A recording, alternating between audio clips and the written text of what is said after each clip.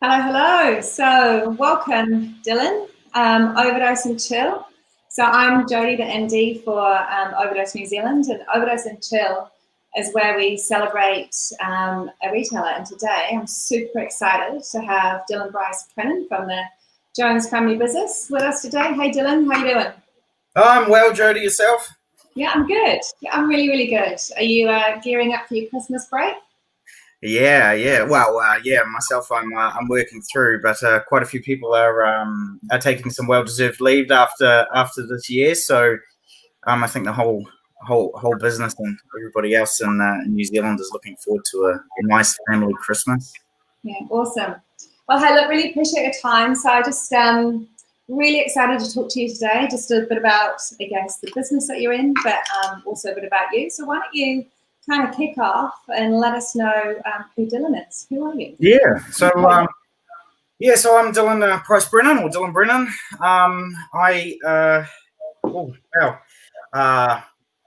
Just some personal things. I'm 31. I'm married with two beautiful children. A long-suffering a wife of I've been with for I think this year coming up 16 years. The high school sweethearts. Got a 12-year-old boy and a 7-year-old girl. This year's been a bit of fun with them at home, as I'm sure everybody else with kids can attest to. A little bit about my career and aspirations. When I was young, I guess you could say a logic or data-driven mind. I love things that perform and figuring out how they perform. So when I was young, I decided to go and study robotics. I then had my first child, so never ended out really finishing that. But that sort of solidified, I guess you could say, in the back of my mind, the direction that I wanted to go. I really just wanted to be working in some field, and there are many of them, of which I can look at, analyze, and determine how to move forward and influence a business or lead a business, hopefully in the future, to move forward and perform well. I jumped around through a couple of retail companies. I got some sales experience while my son was young, and then I ended up working for Fisher & Paykel, obviously a New Zealand born and bred business. Got some fantastic experience there working for the UK market in their digital strategy, going direct to market in the UK. That really then provided the foundation for me of where I believe and see the most value in for businesses. I then went from there to another family-owned business for about a year, and then I was recruited by a gentleman called James Fleet. Some of the people watching this may know of James, into the Jones family business. So that's sort of how my career has developed in terms of how I've got into the Jones family business. That's pretty much me in a nutshell. That's cool. So robotics down to washing machines, right? That's true. That's a bit of a detour. I realized at university that it was I started studying quite young, so I guess you could say I wasn't mature enough at that point in time to sort of pick my career path. But at the same time, I do look back on it with fondness. It wasn't wasted time because it really did put in my mind the direction that I wanted to go. So while I'm not, working in that field, not 100% finished, it definitely got me to where I am today as a strong foundational piece of my development. Yeah, that's cool. And so Jones family business, obviously iconic retailer, been around the market for a really long time. But do you want to just maybe kind of talk to us a little bit about the business? It's been around for 100 years, is that right? Yeah. Well, New Zealand itself is a relatively new country in the grand scheme of things, isn't it? So the Jones family business itself is owned by a gentleman called Mark Jones and his daughter Rachel Louie, as well as their family, the Jones family, and hence the reason for the Jones family business name. The main business unit, individual business under that group is Kitchen Things that people will be familiar with. We have just to sort of run over the business structure for anybody who's not familiar with it. The Jones family business is a parent company. We have an importer called ASKO who imports and distributes exclusively brands like Smeg, and ASKO, so some premium European brands. We have Kitchen Things, which is the retailer of those brands, as well as some other fantastic European brands like Miele, Bosch, even other brands outside of that like Samsung, who are really coming to the forefront. And we're really focused on that premium space in terms of your major domestic appliances and kitchen. We also retail a few small domestic appliances, things like the Smeg toasters and kettles and the Bosch hand blenders and that sort of stuff. So it's really focused in on that side of the market. Then we have Jones Services, which is a relatively new addition to the business group. So Mark Jones has a strategy, which is apparent in the business makeup, of basically owning the entire customer journey to give our customers the best possible experience, straight from importing some of the brands that we supply and working very closely with the others that we don't. Obviously, retailing them, getting them into the consumer's hands, and then both delivering and servicing them through the Jones Services Group. So it's really the intent is to take care of customers from start to finish. It's that structure, as you can imagine, is extremely challenging at times. So much data, different business units interacting with each other, but at the same time, it's a very unique business and business model, which ultimately can provide fantastic value for our customers and ultimately a fantastic experience. So that's sort of the business makeup as it is currently. Wow. So it's been Sorry.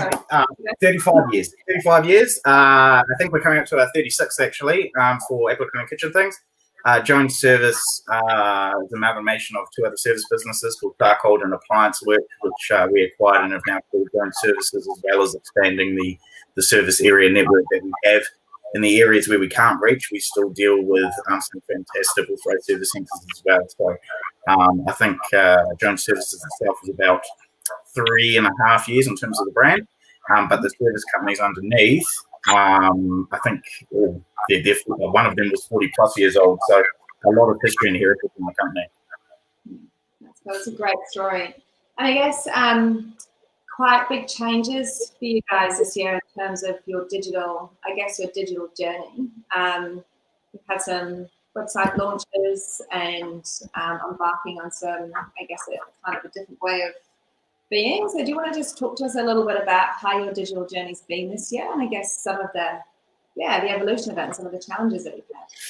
Yeah, so especially people listening to this will be very familiar with the space. New Zealand's a bit like the lagging brother, I guess you could say, of many overseas markets in terms of digital development. I don't necessarily mean they're just websites. I just mean overall, back end, front end, middleware, everything really. So Mark identified some time ago, I couldn't imagine, I've never asked him as in when it first entered his head, but he and the family engaged with James Fleet, who I've mentioned, who had a fantastic career over in Australia, with the intent of really moving our total business group forward in the digital space. So James started about 5 years ago. He then hired myself and a team under him to really move the business forward digitally. The market itself didn't go fantastically for the sort of first 2 years or so of that. So we're, I guess you could say, a little bit of a false start, but at the same time that gave James, myself, and the other new people to the business a lot of positive time to learn the company structure and all the little nuances of how we fit in the market, our offering to the market, how we make customers happy, all that sort of stuff. So while some may look at that period of time and be like, well, you just took 2 or 3 years to start, in actual fact, it's proved to be more valuable because it means that we're putting the time and energy into where we know it's going to be most value. That then basically culminated this year. So, middle of last year, where Mark and Rachel both came to James, and then James to his team, myself, IT manager Jeremy, and said, hey, look, we need to really start to run it, our digital transformation. So we engaged with a lovely crowd. You might know them, Overdose. They managed to work quite significantly with us middle of last year through to, well, it's obviously still ongoing, but through to launch of our new Kitchen Things digital platform. And that really just came 1st of March. So that was a blessing in disguise.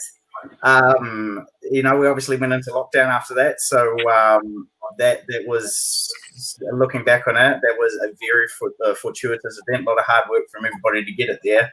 And so that's really been the first big step that we took as a business to really start running at the digital transformation. So perfect timing around that launch, to be honest. Yeah, it couldn't have been better, I think. 1st of March, it was certainly in a couple of weeks of training, and then obviously into lockdown.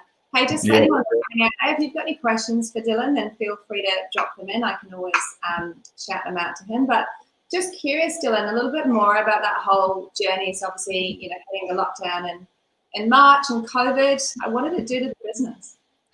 Yeah, well, I think I speak for everybody in the country, to be honest, to say that it was a very hard period in time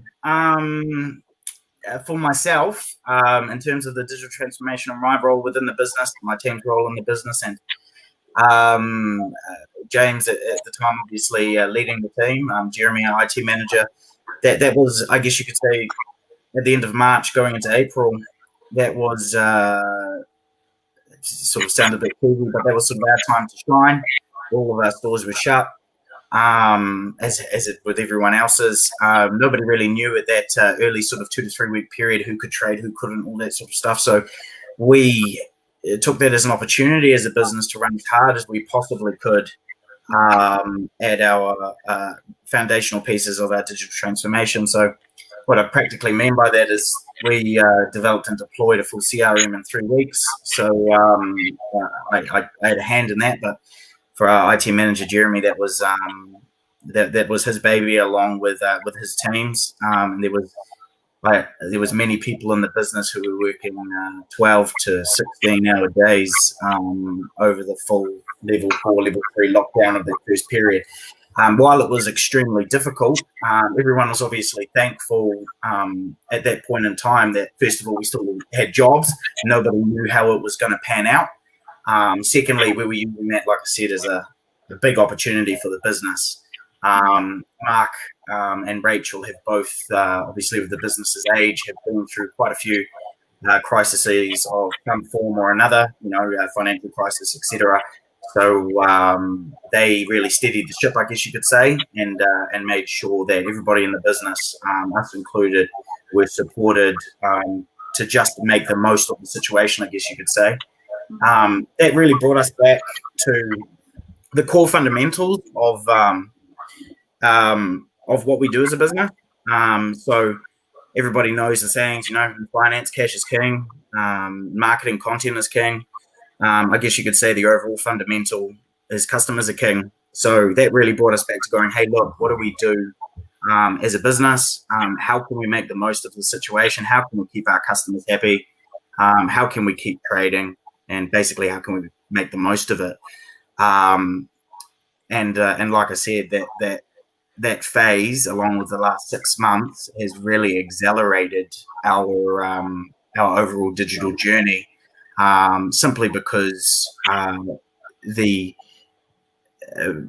methodology to keep your customers happy and to keep your experience positive from all of your customers, whether or not they're commercial end consumers or your partners, is to learn how to scale correctly, I guess you can say.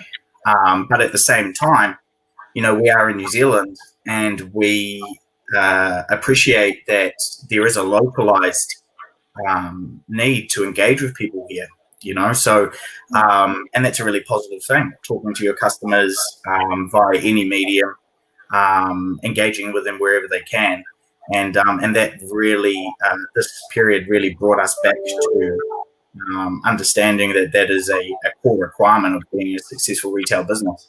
So while it was difficult, we did have some fundamental things like the site going live. That was, like I said, a blessing in disguise at the time. That really allowed us to support our message to market and a really key in customer engagement platform through chat and extending our customer service operating hours, all of those fantastic things. It might just pay for me to mention as well, it would be remiss of me not to, since I have the opportunity to. The first big shout out over this period is to our partners. We obviously had Overdose, we've got Tenfold, our creative agency. We have a lady named Amy who does some contract work for us around content, really supplying the content for our website. Big shout out to my man Jeremy Lam Hang, who's the IT manager, one of my direct colleagues. IT is an interesting one, and I'm sure many people over this period have really appreciated the value that they add to a business. IT is usually a cost center in a business. But we wouldn't have been able to do lots of our fantastic work, especially with deploying the CRM and our unified comms platform without Jeremy and his team. Of course, James Fleet, who's no longer with the business, Mark and Rachel, and the owners of the business. I've never worked for either a reporting manager or the owners of a company who I've been able to look at like I have with James, Mark, and Rachel, and see that they're working as hard, if not harder, than anyone else in the business. They were really down in the trenches, making sure that their business survived and thrived, and at the same time, the customers themselves were taken care of. We also had a lot of new staff into the business. One of the staff we've had into is called Joyce Chandra. She's our head of our customer contact center. And this is what I'm talking about us as a business really identifying that we need to be taking care of our customers. We spent some time hiring Joyce, and she has provided a really solid rudder to, and it's just quite simply a customer advocate and champion. So she's doing a fantastic job leading the customer contact center. And then, of course, the teams of Richard Driver, our service and logistics manager, operations manager, Paul Rawdon, the CFO, Greg and Andre, the GMs and sales managers of Kitchen Things, Anna, product and procurement manager, and Mark Olaf, our commercial manager, and all of their teams. They've really all gone above and beyond to get through this period.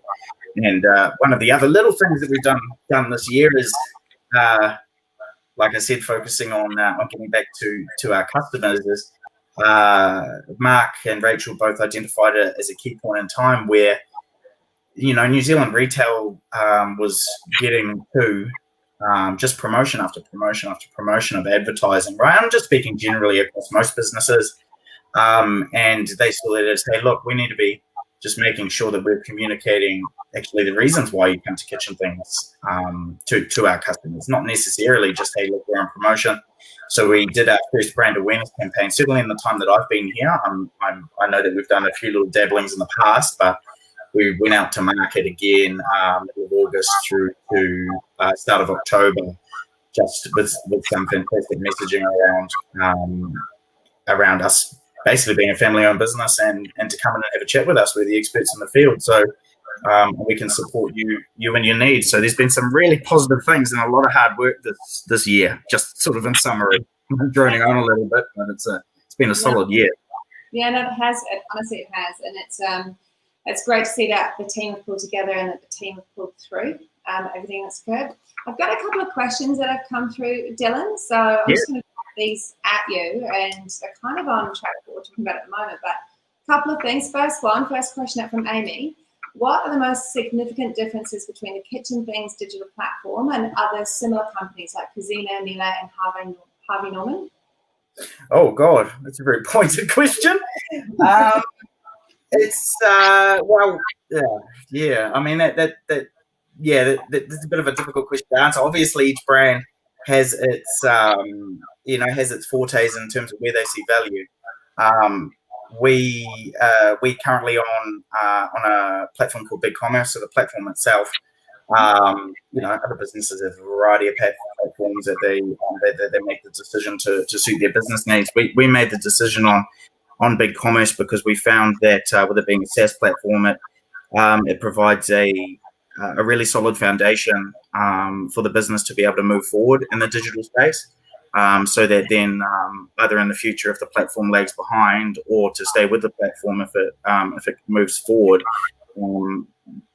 we just thought it provided a really solid foundation. So the other brands that you mentioned there, they are some are brands and some are retailers. So both being a little bit different. Miele is obviously a fantastic business that we work very closely with. They're a very large part of our business, and we spend quite a bit of time with them and our other suppliers like Bosch, Neff, Gaggenau, Samsung, all of these fantastic brands, as well as the ones that we own in-house, Smeg and ASKO, to ensure that we've got the best offering to market as kitchen things. So it's a little bit of a difficult question there to answer, Amy. They're all fantastic in their own way, and we're really aiming for, I guess you could say, a different portion of the market. So we're really focused on that mid to premium space. Obviously, Miele is a partner of ours, like I mentioned, and yeah, it's a very difficult question to answer. Cool. I think you answered it well. And there was another one that actually came through, which leads into sort of, I guess, a bit of the business transformation that occurred for you earlier this year when you got your Kitchen Things website up and running, and then obviously, hitting lockdown. So I guess, were there any, and the question that's come in, were there many perceptions within the business about selling high-value appliances online, which was subsequently proven right or wrong once you started to dabble online? Yes. Yeah, that's a solid question. So, for all of those who are trading online, that is a core question around appliances, right? Appliances are not small boxes, but the vast majority of them are not courierable. So the logistics behind supplying those is extremely significant, right? So, and it's a very big challenge for us to keep the same and meet the customer expectations of supplying major domestic appliances. It's a customer, if they order a t-shirt and they get it in 2 days, expect the same, or a day, expect the same level of service when it comes to MDA. So that is a core challenge in our business to ensure that we are making customers happy and being able to meet the expectations with supplying such a large box. Like some of those things are a couple of 100 kilos when we're talking about the really large freestanding ovens and that sort of stuff. So naturally, there is you could go so far as to say it's a fear, but it is just a challenge of the people within the business, and this goes for any business who sells major domestic appliances, understanding that customers can engage with us via, it doesn't matter where they engage with us, could be Facebook, could be Instagram, could be the website, or in store. In the end, that is just a gateway, as you could say, for them to deal with our business. And yes, it does it does provide its own challenges, but the short answer is people still do buy them online, and that follows the same trends as the rest of the online market. So as retail spend split for online increases, that happens. That's exactly the same for major domestic appliances. So it's definitely an area of which is direct value to our business. And at the same time, we just have to keep that in context of it is a touch and feel product, right? So people still want to go into the store and see what the oven will look like. They want to open it, they want to touch it, they want to see it with their fridge and that sort of stuff. So the role of the website within the business and the challenge of trading major domestic appliances online follows a very omni-channel approach. It's designed to support, and I guess you could say lead the go-to-market for the business. I would hesitate to guess in the future 30-40% of the business would be online. But at the moment, I think New Zealand retail split's about the 20 to 25% sort of area. May have even dipped below that actually over the last few months, but I'm hoping it picks back up over Christmas. Yeah, it is very challenging. And yes, we have proven that we can trade major domestic appliances online. It is just a different focus that's required and a different level of focus around the logistics of getting the product to the customer's house. Oh. And I guess just thinking about that customer. So did you see any shifts and changes in your customer over that initial sort of 6-month period when you hit online? Yeah. Oh, yes. What was that like? Yeah. It's been some fantastic data that we've got out in terms of customer behavior. So to sort of summarize up this whole period, the digital growth in New Zealand has been increasing over the last decade.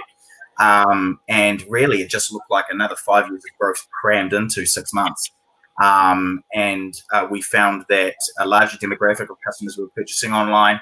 We found that customers were coming back for repeat purchases more often, which for those of you who trade big boxes and large value items is obviously a lot longer funnel you would typically look at. So we're finding that many people were purchasing maybe a cooktop and then coming back 3 months later and purchasing the oven, or our Smeg small appliances, for example. They would buy the kettle, then they would buy the toaster and the stand mixer. So there was some very interesting consumer behavior there, and it aligns with what you would expect. But it was really positive to be able to demonstrate that to the business. To address the question that you asked earlier, sometimes there's the internal thought that you may not be able to do as well online simply because it's a touch and feel product, but that's not necessarily the case. Yeah, that's cool. Got another question actually just on this vein. So after the initial lull in sales, did you see an uptick in folks in lockdown who were at home for a period of time realize that we're overdue for a remodel or for a new brand? Yeah. So that's one of the So that's one of the that's another little interesting bit of data. So it's not just the purchasing, the entire digital space in general, and people will know this from the media consumption over that period, has just been lit on fire, and it's absolutely fantastic to see. And that goes back to what I was saying with the growth trend of maybe the next 5 to 7 years really being crammed into 3 to 6 months. And it did peel off a little bit, but it hasn't returned to normal. So we're in a really good space. And yes, there is a significant amount of research online at the moment, and has been since we went into lockdown. The first 4 weeks of lockdown, I've never seen website analytics like that. They were all over the place, and it really timed with the government announcements, obviously, because people would get off the sites and with the government announcements. But post that, all it's been is growth, and it's growth in every key metric. So sales, and this is both in store and online. So it's a business has come out the other side swinging. And from a data perspective, there are a lot more people researching. There are a lot more average engagement on page. Everything from our social media advertising and posting, there's a lot more engagement across all of our platforms and brands. So overall, there's been a big shift, and it's not buttoning off, which is fantastic to see. It just reinforces that New Zealand's consumer behaviour around digital has changed quite drastically. Oh, awesome. So what about your stores? Has it had an impact on your stores? Have you seen, I guess, how does that all blend in together, your online, offline experience? What has it done for your stores?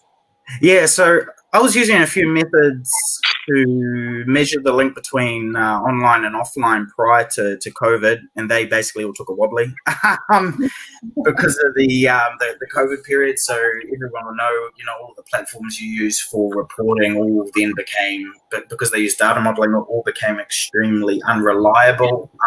They have obviously since returned, but because consumer behavior has changed so drastically, I've had to adjust basically how I analyze the data.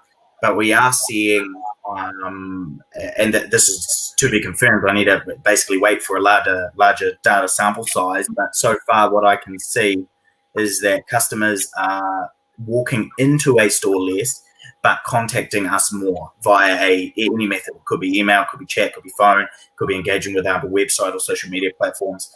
And that's a really critical thing to keep in context, because everyone, lots of people will just go, cool, we need to focus on these platforms, the digital platforms. In actual fact, that means that yes, we do need to focus on them, but at the same time, they need to support getting that customer into the store and support that store visit as well, because that store visit now becomes even more critical to ensure that we get it right if they're entering less, if that makes sense. So we've got some things in the pipeline to really merge that data, online versus offline, over the next few months. So I'm really looking forward to rolling those out and getting some hard statistics behind that. But that's currently what the data is indicating. The in-store behavior itself, when they're in-store, hasn't changed too much. It's just the amount of times they're visiting a store looks to have decreased. There's also a big shift with customers making one-off purchases at the moment. Our business itself being primarily cooking focused, I guess you could say, and yes, we do offer the other categories. But the main reason people come to us in general is to purchase more than one appliance. And we have seen a big uplift in customers purchasing one appliance instead of multiple. So overall, and that's a fantastic thing. It means that more, customers are coming to us for more than just multiple appliance purchases. So the data is very interesting at the moment, especially around that customer behavior piece, like I was saying, and just understanding where is the area of highest value for us to focus in. That's cool. So that's an interesting point though, because your stores are quite, obviously being in a store, your stores are the service is really personalized. You get that, you get the experts in store, tell them what you want, the team are fantastic at, giving you all the different range. Did you find that, how do you translate that into a digital experience? How do you provide the same kind of approach digitally as you do in your stores? Yeah, so this is a little bugbear of mine personally, I guess you could say, is well, one of my big things, just to sort of give you an understanding of how I personally approach in terms of what I advise and what I strive to achieve, is e-commerce itself. I believe that e-commerce is a methodology. It's not a trading online thing. It's about how does the methodology of e-commerce and the focuses of it drive the best business result. And the reason why I say that is because it's extremely critical in terms of where I think is the best area of value. So in the context of our business, yes, any channel is a channel for a customer to purchase, and we need to be removing as many barriers as humanly possible. But in the end, especially with large appliances, it's just like a car, right? You will at least once go in and test drive that car, or you'll go in and see what the leather feels like. Then you will engage with one of the platforms for more information, and you may end up buying it on that platform, which is absolutely fantastic. But where we see the focus moving forward is in relation to our digital platforms is, and it comes back to that content is king comment, we need to ensure that our digital platform is setting the tone with what the customers expect to see in store, and at the same time supporting them post the store visit. So there's a lot of focus at the moment around getting all of our full range up online, getting all of the associated, straight down to the basic attributes of the product, beautiful imagery, all that sort of stuff online around the product catalog, and then further enhancing the rest of the content on our website to support that. It all starts with the product catalog, obviously, because without the product catalog, you don't have anything. So that's the main focus for us at the moment, and that both supports our salespeople becoming experts in the area through training with the brand and access to the rich information, and at the same time, it supports the customer to find the right solution and engage with us. So that content is so important when it comes to the website, and so that's a big focus for us. Awesome. So that's it brings me to, I guess, my next sort of question around what's next. So what does the future hold? I guess not just the kitchen things, but the wider kind of group. What's on the cards? Can you share? Yeah. Well, there are certain things, as I'm sure everybody can appreciate that sort of have to keep my lips zipped about. But generally speaking, it's a fantastic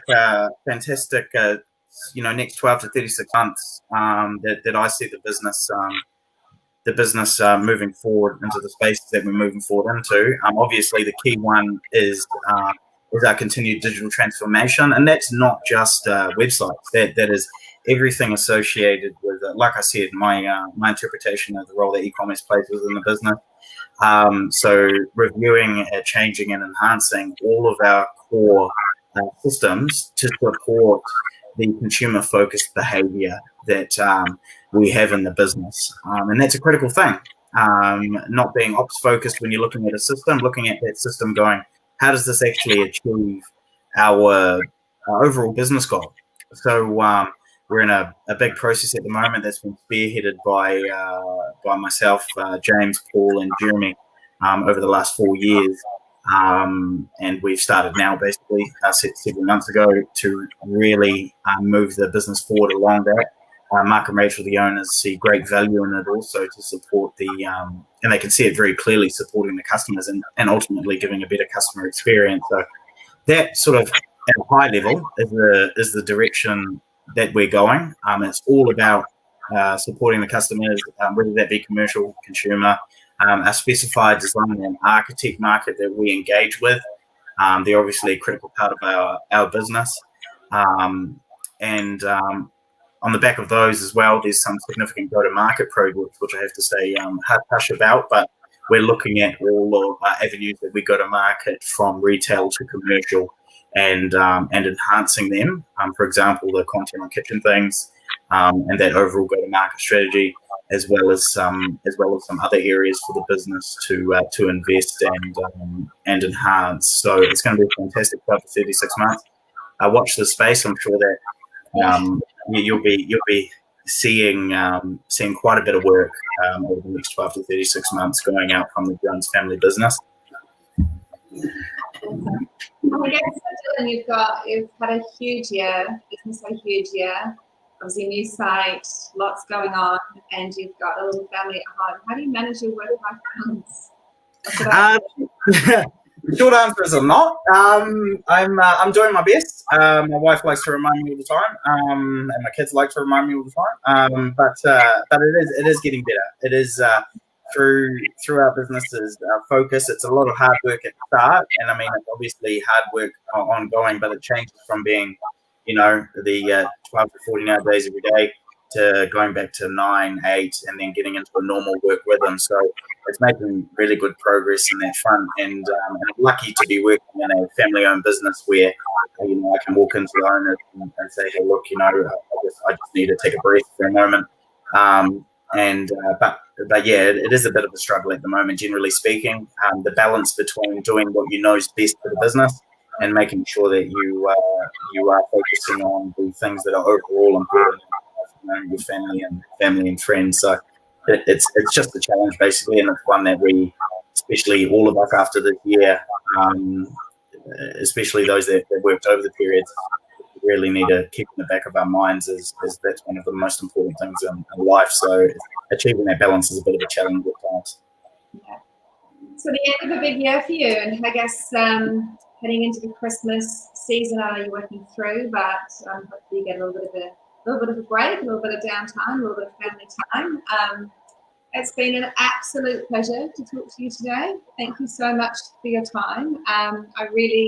It's been really interesting to hear your digital journey. And I guess if anyone's got any questions, then they can shout them out, or get in touch with you via the yeah.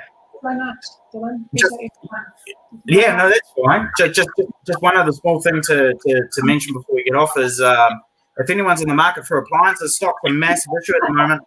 Stock is a big issue at the moment. I know that stock, generally speaking, across all of retail is a very big issue at the moment, but we've taken some steps to ensure that we can keep everybody as happily as humanly possible. So if you're in the market for appliances in the next 12 months, then it's best to have a chat with us, because as everyone knows, with the container ships piling up in the harbour at the moment, it is a little bit of a challenge. So with that being said, thank you very much, Jody, and thank you very much to anybody with the questions. And if you have any more questions, just shout out. I'll be happy to answer them. And I look forward to everybody having a fantastic Christmas and New Year, and working and speaking with everybody in the next year.